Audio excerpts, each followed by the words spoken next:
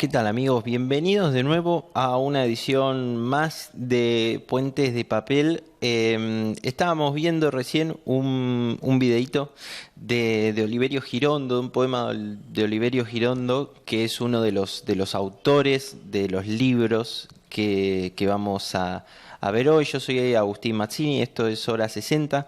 Vamos en vivo todos los miércoles de 13:30 a 14:30. Y estamos acá para hablar un poquito de literatura, de ese quehacer del verso, de poesía, de lo que tiene que ver un poco con este arte, con esta manera de relacionarse con el mundo que es la poesía. Hoy quería traerles algo bastante particular que me surgió. Una charla ya, dos poetas de los poetas argentinos más como renombrados que tenemos hoy vivos, ya me lo habían destacado en algún momento y por lugares distintos, que son Jorge Bocanera y Arturo Carrera. Los dos de alguna manera me llamaron la atención en algo que dijeron, la importancia del año 1922 en la poesía en general, pero en la poesía sobre todo latinoamericana. De alguna manera se puede llegar a entender que es el momento de fundación de lo que se entiende como la vanguardia latinoamericana, cuando de alguna forma, siempre digo que cuando parecía todo ya inventado, cuando ya había aparecido Walt Whitman a unos cuantos años antes, unos 50 años antes o más, cuando ya había aparecido Darío y el modernismo, cuando habían hecho eclosión, ¿no?, las vanguardias europeas, ya en 1916, si no me equivoco, con Marinetti y el futurismo, bueno, ya se empezaba a hablar otro lenguaje y parecía que la historia de alguna forma se terminaba, ¿no?, con en ese momento de esa Primera Guerra Mundial, ¿no es cierto? Y de repente aparece este año, 1922, y aparecen tres libros de tres autores que después van a seguir publicando. Alguno de ellos va a terminar siendo premio Nobel, que es Pablo de Roca. Y después, bueno, Vallejo va a ser reconocido como uno de los poetas más importantes de la lengua, muy posterior. O sea, van a tener vidas bastante distintas. Sin embargo, lo que coincide o lo que tiene que ver en particular este año y en los que lo relaciona es que se publican tres libros que van a marcar ese antes y ese después dentro de no solamente de la poesía, sino de la sensibilidad, ¿no? Y que además de ser testimonios de una época van a fundar esta vanguardia y estas nuevas sensibilidades, cuando parecía que ya todo estaba hecho, cuando parecía que ya no se podía hacer más, que no se podía de alguna forma violentar, entre comillas, el uso de la palabra, que ya estaba todo inventado. De repente aparecen estos tres libros. Me refiero a, por parte de Oliverio Girondo, que son los 20 poemas para ser leídos en un tranvía, de Trilce, de César Vallejo, y Los gemidos de Pablo de Roca, poeta chileno, Vallejo, poeta peruano, y Oliverio Girondo, poeta argentino. Tiene la curiosidad que aparecen todos este mismo año y que además cada uno de ellos va a ser maestro de distintas generaciones y que después van a adelantarse. A veces cuando se habla de grandes autores o de grandes poetas o de lo que sea, siempre se dice que se adelantaron a cierta época. A mí me parece que es al revés, que ciertas épocas, aunque no los hayan conocido, no los hayan leído, ¿no?, van a tomar eso que ellos lanzaron, ¿no es cierto?, y pusieron en el aire, ¿no? Y bueno, y van a ser estos tres señores y estos tres libros muy en particular grandes maestros de generaciones y que se los va a seguir estudiando y se los sigue estudiando hoy a casi 100 años de ese 1922, todavía se los sigue pensando y se sigue pensando en estos libros como la gran, digamos, explosión de la vanguardia, ¿no? Porque después de ese tiempo no hubo algo tan puro en el sentido de esta locura, de este arrebatamiento que tienen estos autores. Con Vallejo me puse el desafío de tener que hablar de Trilce, aunque ya hablé un poquito en algún programa que se hizo sobre Vallejo, cuando este año se cumplieron 80 años de su muerte. Ya algo había dicho, pero hoy me quiero abocar a Trilce, que es un desafío importante, meterse el Trilce. Pero se podría llegar a decir que hay como una especie de arrebato, ¿no? De este amor por la palabra, de este desbordarse del decir que tienen estos tres autores. Traje algunos apuntes para no olvidarme de nada. Es difícil ir metiendo todo esto en una horita, pero se puede. Y quería ver esto, ¿no? También es una época bastante particular para lo que es el ambiente cultural, el ambiente literario en Argentina de ese momento. Ya había aparecido.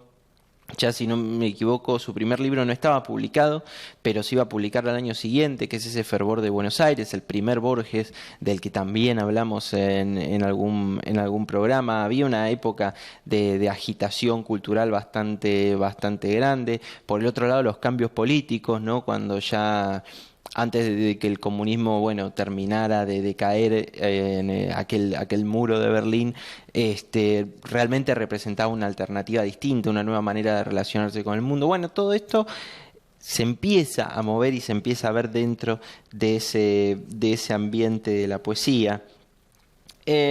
A veces es difícil llegar a entender, me parece a mí, también lo que representó ese momento de cambios. A veces cuando decimos que hablamos de la era o del tiempo de la tecnología o de todo esto que está pasando hoy, me parece que la revolución más grande en realidad se dio hace 100 años, cuando aparece el teléfono, cuando aparece la filmación, empieza a surgir el cine, me empieza a surgir, bueno, ya cuando aparece la producción, esa producción industrial, ¿no? El Fordismo, lo que se entiende, ¿no? Como el hombre de alguna manera convertido en máquina, las grandes urbes. Y bueno, y esto es lo que de alguna manera reflejan los autores de esa época. Hay para mí una palabra que los ensambla a todos, que es el caos. A estos tres libros los une de alguna forma ese caos, con distintos matices. Cada autor va a tener su personalidad. Girondo es de alguna forma bastante histriónico en su expresarse, ya lo vamos a ver en particular. Es bastante, digamos, colorido. Después Vallejo en Trilce es mucho más oscuro, y Paolo de Roca, que está también ahí, ¿no es cierto?, como más en una fase, digamos, me parece a mí, de experimentación más pura, más total. Pero tiene esa curiosidad que cada uno, digamos, no es que cada libro, desde mi punto de vista, funda una corriente, sino que los tres libros son el gran acontecimiento literario de ese momento. También aparece en algún lado, hay ensayos sobre esta nueva poesía que aparece, sobre estos nuevos vocablos, porque también empecemos a pensar que no solamente aparece el teléfono y las bandas de jazz, surge el jazz, de alguna manera, el tranvía, ¿no? Los 20 poemas para ser leídos en un tranvía, ¿no? También como que alude a ese nuevo digamos, no medio de transporte, pero también a esos nuevos vocablos, a qué significan, a cómo se relaciona la sensibilidad moderna con esos vocablos, ¿no? Por eso, ¿no? Me parece que cuando parecía que ya estaba todo inventado, que ya se había alcanzado el máximo del progreso, ¿no? Que era como la gran palabra que venía sucediendo hasta hasta hace pocos años, de repente aparecen estos 3 libros en un mismo año. Y bueno, y son, desde mi punto de vista, los que marcan, digamos, el concepto que trabajan acá. Me parece que es lo que marca a las generaciones que van a venir después, ¿no? Me parece que de alguna manera la generación del 27 en España tiene, se reúne o vive alrededor de estos conceptos que han hecho que han propuesto estos libros. Después acá la generación del 40 también va a tener de maestro a Oliverio Girondo. Pablo de Roca también, su legado va a tener que ver de alguna forma. El Neruda, después vamos a leer una crítica que le hace a este libro Pablo Neruda, pero Pablo Neruda en ese momento era un poeta modernista, ¿no? No tenía mucho que ver con la vanguardia, aunque en los 20 poemas de amor hace algún mix, pero es sobre todo Baudelaire, simbolismo puro de alguna forma, ¿no? Y después ese Residencia en la Tierra, que también en algún momento estuvimos charlando, también va a surgir dentro de ese concepto de renovación, de nueva sensibilidad, de juntar palabras, ¿no? Ese juntar palabras disímiles para llegar a otro contexto, para llegar a otra metáfora, para adentrarse dentro de otras cavidades del ser que fueron descubriéndose, ¿no? A partir de estos avances tecnológicos y de esta relación distinta que tiene el hombre con la cultura y con todo su alrededor, ¿no? Estas nuevas, lo que decía del ensayo de Vallejo, estas nuevas sensibilidades que se generan en el hombre a partir de todo su contexto, ¿no? Y de todo esto nuevo que va surgiendo a nivel cultural, tecnológico, político. Y entonces me parece que queda bastante bien plasmado ese caos, ¿no? Que le representa encontrarse con estos nuevos fenómenos en estos 3 libros que curiosamente en ningún momento, me parece a mí, aunque hay algunas referencias, pero referencias muy chiquitas, en ningún momento me parece que se abocan a abordar directamente estos temas, ¿no? Las nuevas tecnologías, no se ocupan por teorizar, por supuesto que no, ni tampoco por poetizar en sí a estos fenómenos, sino que no dejan de tratar los temas universales de lo que es la poesía, el amor, el tiempo, la muerte, la soledad, ¿no? Pero desde una perspectiva nueva, ¿no? Cuando uno podía pensar que ya el modernismo había agotado las posibilidades, el simbolismo había agotado todas las posibilidades en el fondo, en la forma, ya había aparecido Walt Whitman, el verso libre, Baudelaire también tenía sus poemas en prosa. Entonces era como, bueno, ¿y ahora qué? ¿No? Y de repente aparece este año, aparecen estos 3 libros, aparecen estos tres grandes autores que van a marcar el después de ese relacionarse con el mundo que es la poesía, ¿no? Se crean estas nuevas sensibilidades de las que hablaba. Ya nos vamos a ir adentrando un poquito, pero ahora vamos a hablar, en el bloque que viene vamos a hablar de Girondo, pero para entremezclar un poquito las cosas los quiero dejar con este video que es un poema de Pablo de Roca, de ese libro, que se llama Los Gemidos, y bueno, vamos a verlo y ya volvemos con 20 poemas para ser leídos en un tranvía, de Oliverio Girondo. Bueno, seguimos acá en Puentes de Papel y primero quiero empezar con 20 poemas para ser leídos en un tranvía. Hacer una reflexión chiquitita, ¿no? Cuando estábamos hablando, ¿no?, de la idea de urbe, de la idea de ciudad, de esta nueva idea de ciudad, porque no era que las ciudades no existían antes, sino que hay una nueva idea de ciudad, de sobrepoblación, la idea de esa sobrepoblación, de ese frenesí con que se relaciona hoy la urbanidad y la ciudad, surge entonces en esta época. Entonces en Girondo y en este libro me parece que está muy patente esa presencia de lo urbano. Me parece que Girondo también sale del lugar del poeta modernista, donde la perfección, la belleza, el sí mismo, de alguna forma lo encuentra solamente en la naturaleza y en la contemplación de la naturaleza, ¿no? De esa naturaleza que también es como verse a sí mismo, ¿no? Ese juego que entabla el modernismo.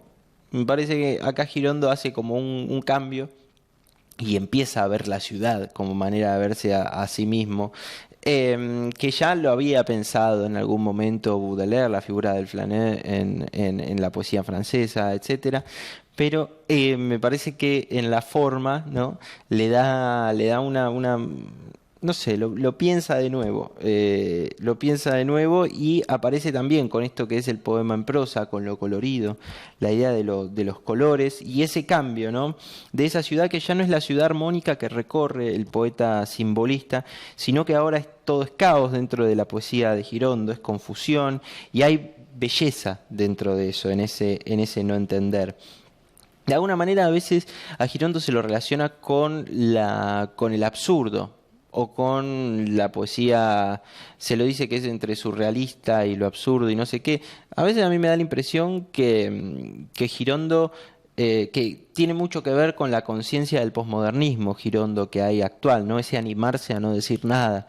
Me parece que es el que ha tenido la valentía en esos tiempos, sobre todo posterior, ¿no? Porque todavía estos poemas conservan gran parte de lo que es no lo tradicional, no la poesía tradicional, porque es vanguardia pura, pero sino que hay construcciones que se encuentran dentro de lo convencional todavía de Girondo, aunque sobre todo las imágenes, la imagen es muy chocante en Girondo. Y a veces Borges, como no era un poeta de imágenes, criticaba a Lorca, criticaba a Girondo, decía que que no le gustaba la poeta de tantas imágenes y que era agresivo, ¿no es cierto? Girondo era otra manera más de Borges, ¿no? De como siempre, como menospreciar un poquito, ¿no? Pero de alguna forma lo curioso es que tiene un poquito de razón a veces, ¿no? Las imágenes de Girondo son arrebatadas, son fuertes, te salen a buscar, ¿no? De alguna forma. Toma el poema en prosa, es un libro básicamente de poemas en prosa, y lo toma, como decíamos, de Baudelaire, del simbolismo, ¿no es cierto? También hay una explosión dentro de las sensaciones, la sensación, pero la sensación desde la imagen, ¿no? Construido. Pensemos que, como dije antes, estaba surgiendo el cine. Entonces, de alguna forma, la presencia de la imagen en movimiento es algo que se ve muy patente en Oliverio Girondo y en esta época. Dentro de los paisajes, pero ya no es lo paisajístico, ¿no? Lo que rige a Girondo, sino que es otra cosa completamente distinta, que es el interactuar de todos esos elementos todo el tiempo en un caos absoluto, desordenado y bello y entretenido, ¿no? Eso es lo que tiene Girondo, ¿no? Es un tipo que se lo nota entretenido. Bueno, también tomé algunos más apuntes. También aparece la idea del collage, que es lo que después va a venir recién en la década de los 60, ¿no? En el arte conceptual y un poquito antes también. Con el expresionismo abstracto, bueno, con todas esas movidas del arte plástico, pero Girondo también mete, ¿no? Esas cosas de collage, de repente está mirando una playa y de repente mira un edificio y de repente, ¿no? Como que hay un salto de imágenes que tiene que ver, ¿no? De alguna forma con ese cine. Pero bueno, para que podamos ver todo esto, quiero leer algunas cositas de él. También si lo pueden conseguir, fíjense, los 20 poemas para ser leídos en un tranvía son bastante conocidos, de Oliverio Girondo, como toda la obra de Girondo, pero siempre se habla a veces de la parte más de vanguardia, de la más médula, ¿no? Pero además está muy buena porque en el prólogo él le hace un prólogo a ese libro, ¿no? Y cuenta un poco la historia de su vida, ¿no? Y de cómo, dice, en algún momento el pasatiempo se convierte en oficio, ¿no? No es ni más ni menos que la poesía. Dentro de estos poemas está uno que se llama Café Concierto, que era otra novedad dentro de esa época, ¿no? Lo que fue después del Café Concert. Y aparece como una visión que tiene Girondo sobre esto, ¿no? Que dice: las notas del pistón describen trayectorias de cohete, vacilan en el aire, se apagan antes de darse contra el suelo. Salen unos ojos pantanosos, con mal olor, unos dientes podridos por el dulzor de las romanzas, unas piernas que hacen humear el escenario. La mirada del público tiene más densidad y más calorías que cualquier otra. Es una mirada corrosiva que atraviesa las mallas y apergamina la piel de las artistas. Hay un grupo de marineros encandilados ante el faro que un maqueró tiene en el dedo meñique, una reunión de prostitutas con un relente a puerto, un inglés que fabrica niebla con sus pupilas y su pipa. La camarera me trae en una bandeja lunar sus senos semidesnudos, unos senos que me llevaría para calentarme los pies cuando me acueste. El telón, al cerrarse, simula un telón entreabierto. Brest, agosto de 1920. Este se llama Nocturno y dice: frescor de los vidrios al apoyar la frente en la ventana, luces trasnochadas que al apagarse nos dejan todavía más solos, telaraña que los alambres tejen sobre las azoteas, trote hueco de los jamelgos que pasan y nos emocionan sin razón. ¿A qué nos hace recordar el aullido de los gatos en celo y cuál será la intención de los papeles que se arrastran en los patios vacíos? Hora en que los muebles viejos aprovechan para sacarse las mentiras y en que las cañerías tienen gritos estrangulados como si se asfixiaran dentro de las paredes. A veces se piensa, al dar vuelta la llave de la electricidad, en el espanto que sentirán las sombras, y quisiéramos avisarles para que tuvieran tiempo de acurrucarse en los rincones. Y a veces las cruces de los postes telefónicos sobre las azoteas tienen algo de siniestro, y uno quisiera rozarse a las paredes como un gato o como un ladrón.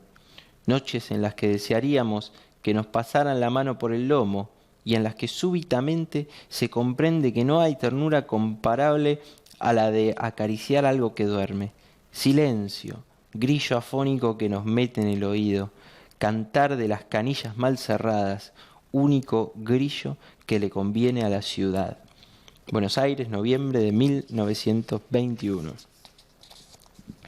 Y este poema, que a mí me parece fantástico, se llama Venecia, en particular también, ¿no? Vemos como son visiones de Girondo de la ciudad, ¿no? Pero de alguna forma me parece a mí, ¿no? Cómo se encuentra este hombre nuevo confundido, ¿no? Dentro de todos estos avances y dentro de todo, bueno, un poco lo que estaba diciendo. Venecia se llama este poema, dice: se respira una brisa de tarjeta postal, terrazas, góndolas con ritmos de cadera, fachadas que reintegran tapices persas en el agua, remos que no terminan nunca de llorar. El silencio hace gárgaras en los umbrales, arpegia un pizzicato en las amarras, roe el misterio de las casas cerradas. Al pasar debajo de los puentes, uno aprovecha para ponerse colorado. Bogan en la laguna, dandis que usan un lacrimatorio en el bolsillo con todas las iridiscencias del canal. Mujeres que han traído sus labios de Viena y de Berlín para saborear una carne de color aceituna, y mujeres que solo se alimentan de pétalos de rosa, tienen las manos incrustadas de ojos, de serpiente y la quijada fatal de las heroínas danutsianas. Cuando el sol incendia la ciudad es obligatorio ponerse un alma de Nerón.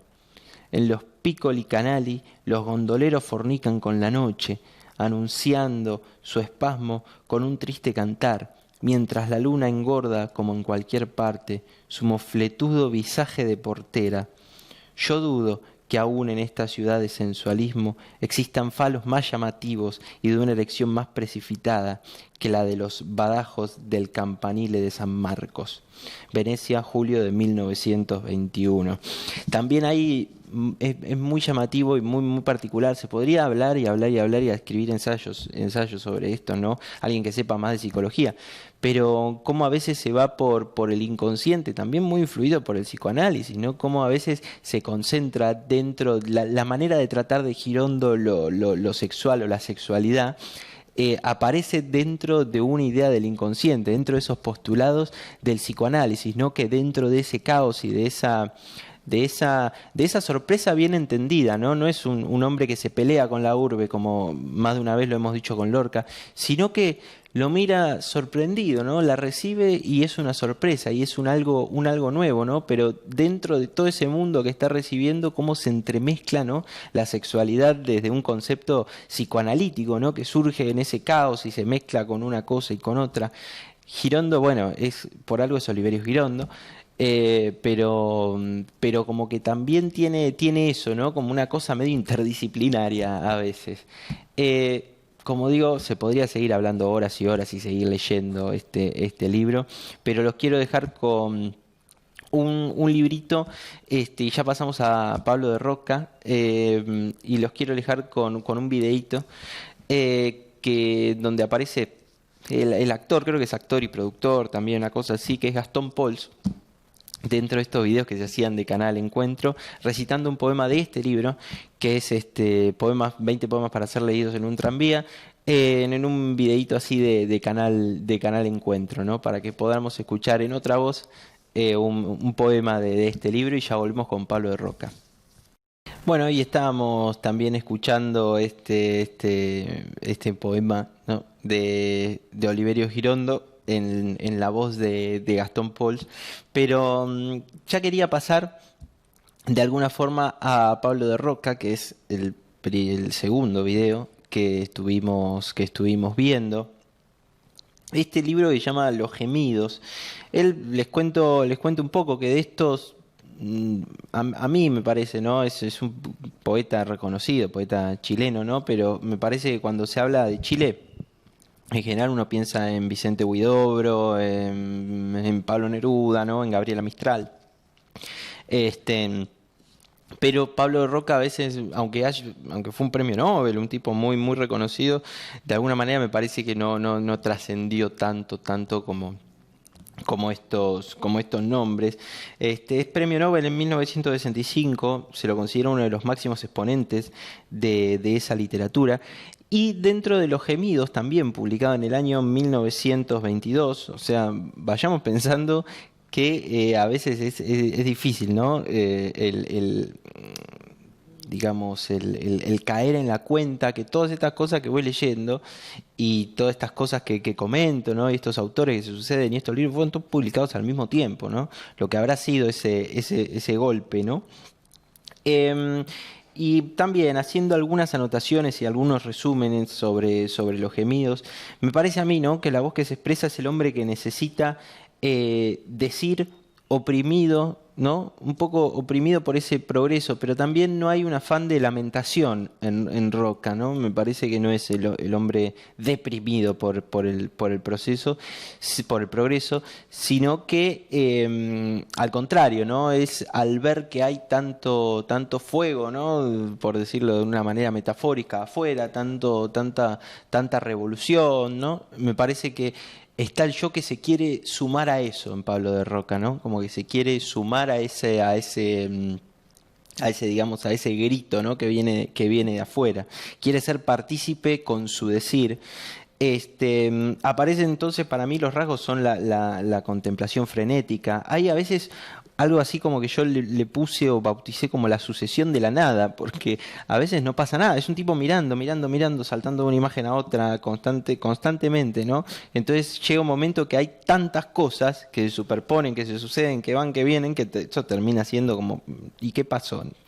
Como nada, ¿no es cierto? Entonces es como esa sucesión de llegar a la nada, ¿no?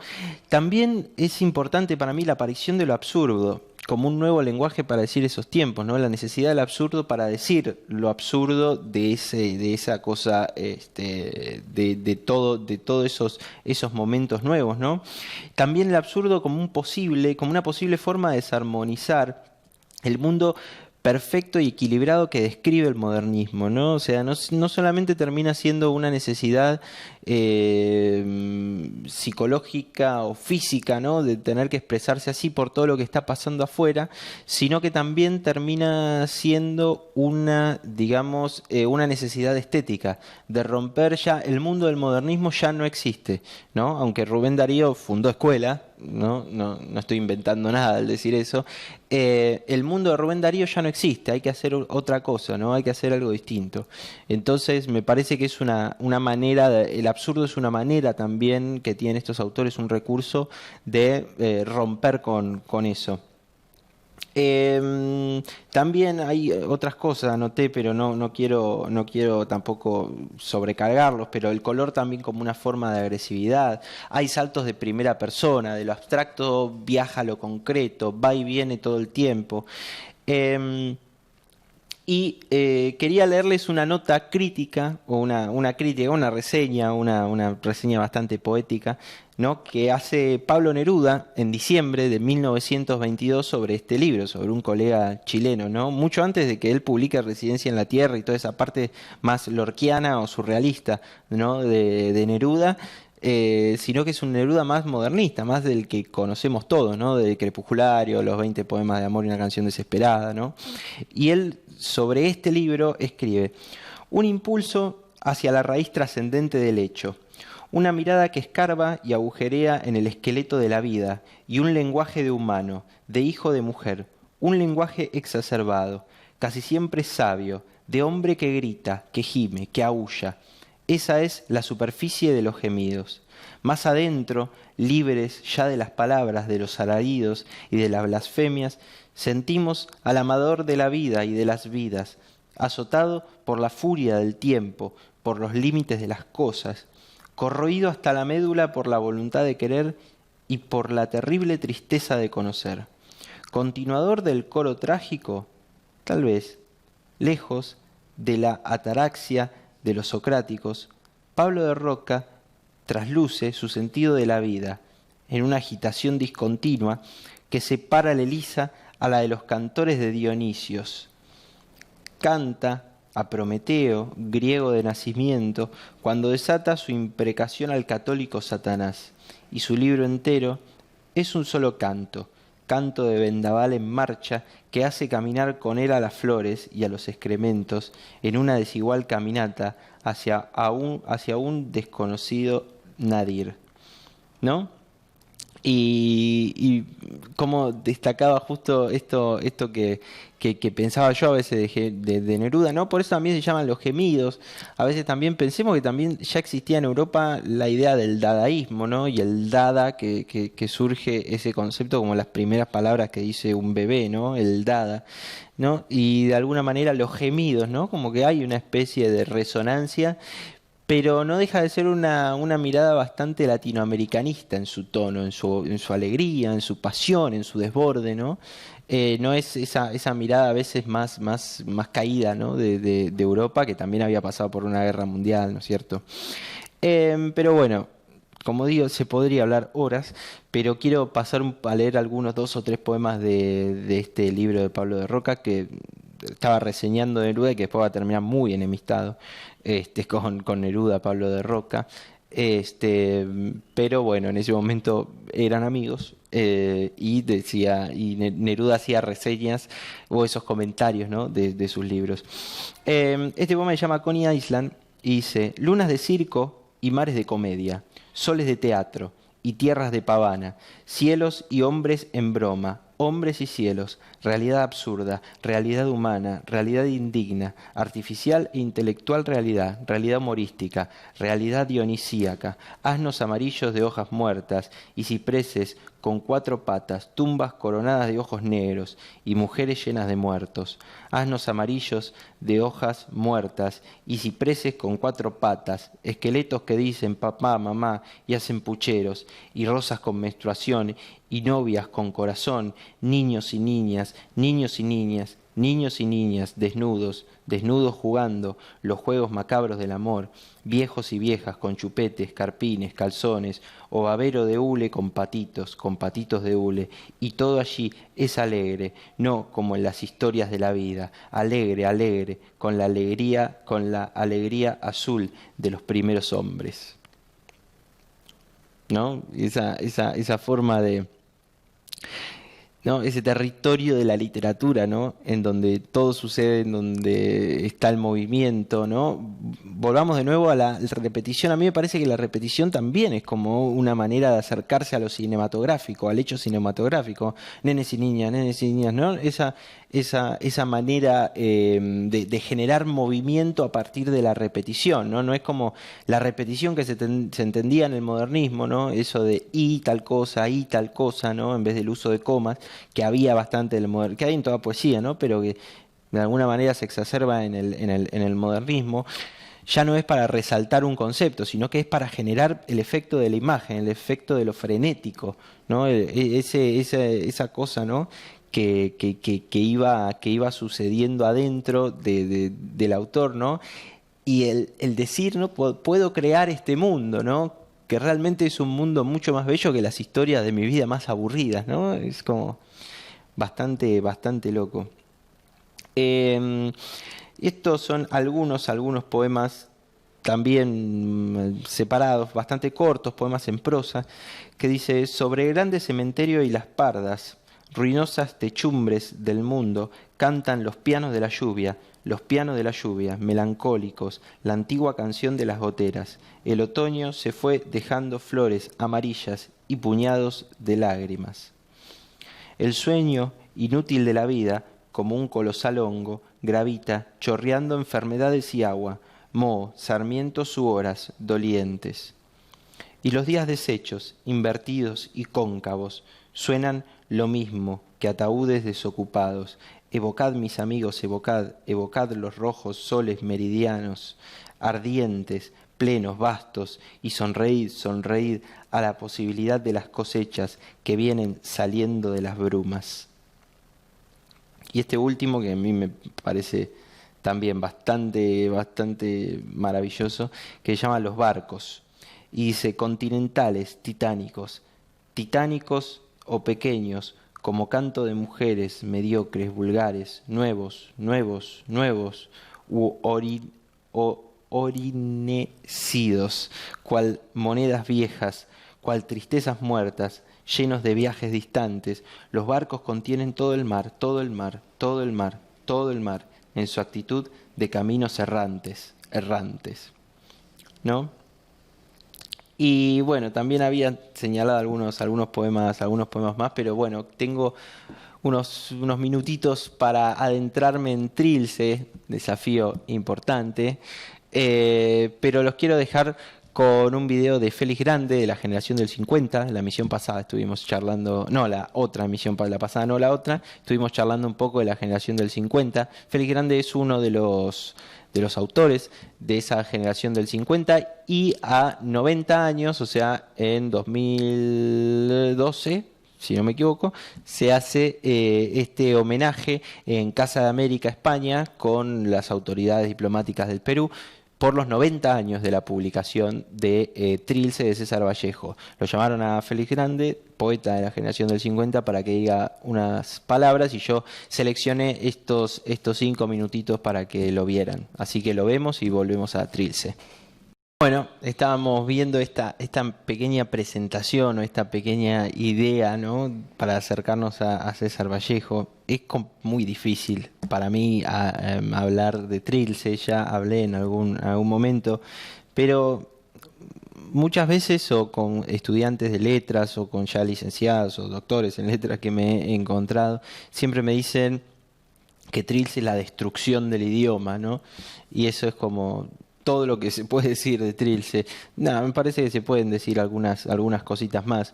Hay unos versos de quien es mi maestro, que es Jorge Bocanera, que dicen que hay que incendiar la poesía y luego cantar con las cenizas útiles. Eso es lo que hace Vallejo para mí en Trilce, ¿no? Me parece que quema todo eso anterior, ¿no? Como que hace una gran hoguera de todo lo que había ido leyendo, de todo lo que se había ido construyendo dentro del idioma, dentro de su relación con la poesía, y luego inventa otra cosa, ¿no? Como suprapoesía de alguna forma, es Trilce, ¿no? Es como esa manera distinta de entrar en un mundo subjetivo y muy personal, ¿no? Toma lo que le es útil a él y a su situación. Para mí, estéticamente, en ese momento, él tiene una doble necesidad de salir de una cárcel, ¿no? Porque él escribe este libro mientras está preso en su Perú natal por un incidente que nunca se aclaró mucho. Él pasa unos meses en la cárcel. Y entonces vive además de mucha tristeza, con mucha desesperación lo que es el encierro, ¿no? Y me parece entonces que este libro es una respuesta, es un tratar de salir de ese encierro físico, pero también es el querer salir de una cárcel estética, ¿no? Que es la cárcel de alguna manera de un modernismo que ya le había quedado chico, que ya él había practicado en los Heraldos Negros, y que le estaba quedando chico, ¿no? La cosa rimada, la cosa esta, bueno, lo que hablábamos antes, ¿no? Del modernismo. Entonces me parece que también hay como una necesidad estética de salir de ese poeta, o esa voz vallejiana se siente un poco encerrada. Y la manera de responder que encuentra es quebrando el idioma, lo retuerce, empieza a aparecer con otras formas, lo modifica, ¿no es cierto? Pero sin perder nunca el hilo lírico, ¿no? Que es esa expresión constante del yo, esa expresión constante de ese ser, ¿no? Es un poeta, a veces yo lo digo como el poeta de la emoción instantánea, es Vallejo, ¿no? Porque es el golpe. Bueno, él en un poema dice: busco devolver el golpe con el golpe. De alguna manera ahí se resume un poco la idea de Vallejo, ¿no? Es el trompazo, como que no sabemos qué pasó, pero pasó algo. Entonces, que es la diferencia a veces entre un poeta gigante como es Vallejo y algún, ¿no? Que lo quiere imitar, ¿no? Algún poeta que lo quiere imitar o que entonces escribe cosas inentendibles, ¿no? Con Vallejo, la gran diferencia es que con Vallejo te pasa algo, no podés quedar indiferente, ¿no? Como que Trilce genera esa reacción dentro de uno, y que sabés que pasó algo, pero no lo entendiste, ¿no? Es lo que digo yo, de ese golpe que genera Vallejo. Después hay algo muy curioso, que también, a la luz de ese psicoanálisis, o de esa época donde explota el psicoanálisis, también hay algo maravilloso, que lo que toma Vallejo, para mí es un poeta que trabaja mucho con lo inconsciente, pero no con el terreno de lo onírico en Trilce. Quiero decir en el inconsciente porque trabaja con esta idea que veníamos hablando, con esa idea de caos, de todo revuelto, ¿no? De que ya las palabras no se encuentran a sí mismas, las palabras no se bastan a sí mismas, ¿no? Como que parece que hay que ir a buscar eso más, hay que inventar un idioma, hay que inventar una manera de traer ese yo a la comunicación, a las letras, ¿no? De alguna forma. No es ya el símbolo onírico, ¿no? La idea del paisaje, del símbolo onírico, del mundo onírico para expresar un sentir, sino que la idea de Vallejo es el inconsciente, es el caos, es la expresión pura, ¿no? Él en una entrevista lo dice: busco la expresión pura, ¿no? ¿Y qué es eso si no es el inconsciente de alguna manera, y más en esa época? Por eso digo que no hay símbolos del sueño, ¿no? Sino que el entramado es un entramado complejo de sí mismo, que es el inconsciente, ¿no? De esa manera se va encontrando Vallejo con el decir, y ese decir, ¿no? Que de alguna manera es el verbo, ¿no? Y que uno ya podría llevar el verbo, ¿no? Y esto es a lo que apunta Vallejo, ¿no? Que puede llevar a reflexiones filosóficas, a reflexiones de carácter psicoanalíticas, o reflexiones de carácter teológico, ¿no? Al punto de decir, bueno, y ese decir, bueno, no es el verbo inicial, ¿no? Eso que se dice al principio del Evangelio de San Juan, ¿no? Que al principio estaba la palabra y era solo la palabra, y la palabra era Dios. bueno, me parece que Vallejo de alguna manera, influido por una formación medianamente, digamos, de un Perú bastante católico en ese momento. Él a veces hace referencia a las imágenes religiosas, etcétera, en sus poemas, pero me parece que tiene que ver con eso, ¿no? De la idea de construirse desde el verbo y construir la realidad desde la palabra, desde ese decir, y que para decir lo que le pasa y a ese hombre nuevo que están haciendo o que tiene que nacer de esa cárcel, ¿no? Que es como un vientre materno. Le escuché decir alguna vez a Leopoldo María Panero, poeta español, ese hombre que nace y que va a salir de esa estética modernista o que va a salir de esa cárcel necesita sí o sí un nuevo idioma, ¿no? Una nueva manera de ser y un nuevo motivo para ser. Bueno, ahora lo vamos a ir viendo con algunos de los poemas de Vallejo. Siempre es a veces un poco gracioso porque cuando en las universidades o en algún lugar así se habla de Vallejo y toman a Trilce, siempre toman los poemas más entendibles de Trilce, ¿no? Vamos a tratar de jugárnosla un poquito más. Este es el poema 10 de Trilce, que dice: prístina y última piedra de infundada ventura acaba de morir, con alma y todo, octubre, habitación y encinta, de 3 meses de ausente y 10 de dulce. Cómo el destino, mitrado, monadáctilo, ríe, cómo detrás desahucian juntas de contrarios, cómo siempre asoma el guarismo bajo la línea de todo avatar, cómo escotan las ballenas a palomas, cómo a su vez éstas dejan el pico cubicado en tercera ala, cómo arzonamos cara a monótonas ancas. Se remolca 10 meses hacia la decena, hacia otro más allá. 2 quedan por lo menos todavía en pañales, y los 3 meses de ausencia, y los 9 de gestación. No hay ni una violencia, el paciente incorpórase, y sentado empavona tranquilas misturas, ¿no? Como que también esa conciencia del nacimiento, justo, no lo elegí pensando en lo que iba a decir, ¿no? Pero también esa idea del nacimiento, la idea de la gestación, se levanta el paciente, hay cierta enfermedad. Después, otra cosa que tiene Vallejo muy particular es el uso de neologismos, ¿no? Estas palabras inventadas, que después, como digo, es expresión pura, ¿no? Pero después va a aparecer en otros autores reflejados. Por ejemplo, cuando Hellman toma el verbo gelmanear, él se reconoce como de la tradición de Vallejo, toma el verbo gelmanear, ¿no? Inventa ese verbo que en realidad es ¿qué? Gelmanear, y bueno, es expresarse a sí mismo, ¿no? Esto está un poco tomado de Vallejo.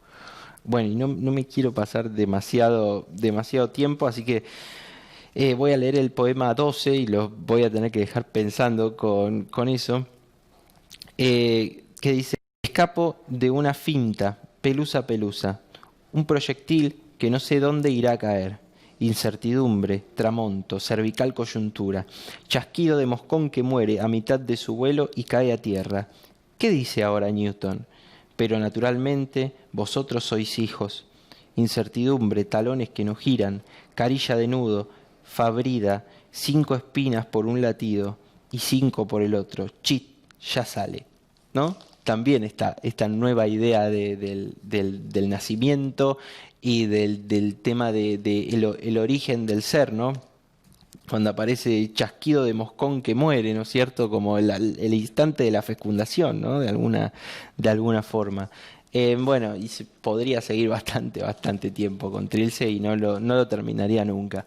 Pero bueno, hasta acá llegamos con este año 1922 dentro de la poesía. Estuvimos repasando algunos poetas, leyendo algunos poemas de esas obras de Trilce, de 20 poemas para ser leídos en un tranvía, y de Los gemidos de Pablo de Roca. Espero que les haya interesado, espero que les haya gustado, y yo ya me despido un poco ya pasadito de horario. Soy Agustín Mazzini, este programa es Puente de Papel.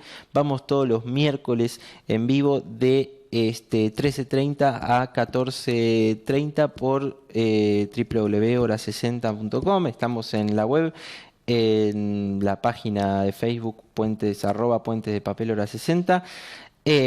Y bueno, los esperamos la próxima emisión. Espero que les haya gustado y que lo hayan disfrutado.